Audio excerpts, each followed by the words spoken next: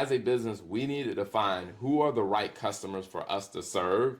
And when we did that, everything started lining up a lot better. That's really good. One thing I do want to share, because I think this is important, is that I think sometimes there is a fear when it comes to that definition of selecting your target audience. Because the point that you just made about how sometimes you have people walk through the door that may not, if we think about just price, that may not be willing to pay the price that you, in the grand scheme of your strategy, you feel like this is a price that you need to charge. So I will say, my recommendation is to navigate through that or to overcome that fear, because just being completely transparent, between Terrell and I, it was very interesting because I feel like I was the person that was like, that price is too low.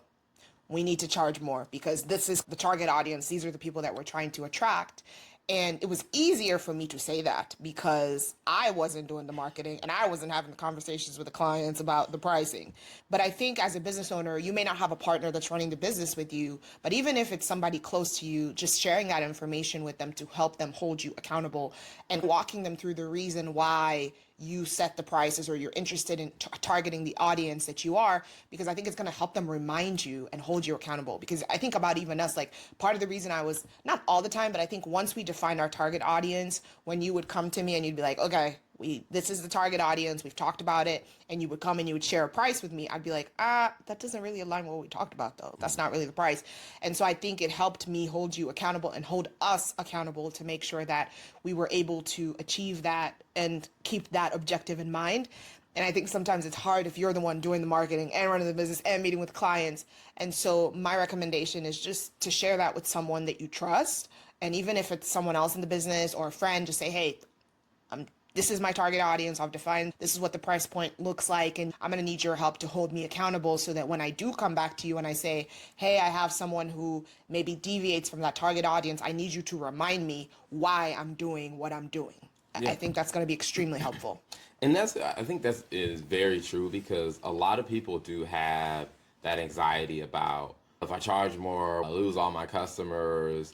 And you start compromising on that. And hey, when we said, hey, our pricing is going to be $1,000 a month for us to do bookkeeping for a client.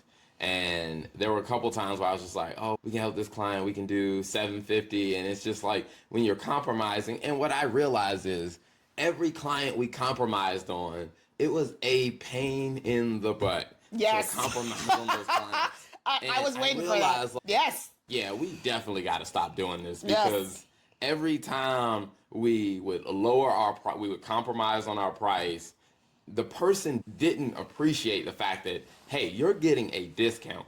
It's just like the people who were getting the discount were the most demanding. Yes. And I was just like, we got to change this. We got to stop doing this, because people who will respect your pricing and people who will respect what you offer and the value you deliver, they will pay your price, and they will be a lot easier and smoother to work with.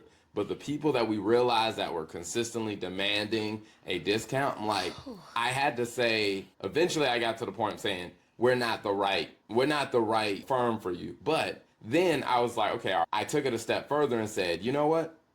We may not be the right firm to do ongoing services for you, but here's a project that we can do, and here's the price for that project, where we could do a limited scope project for them that could still help them, but the price is the price on the project. And that way it didn't lock us into an ongoing relationship with someone who is going to constantly haggle about pricing and stuff like that.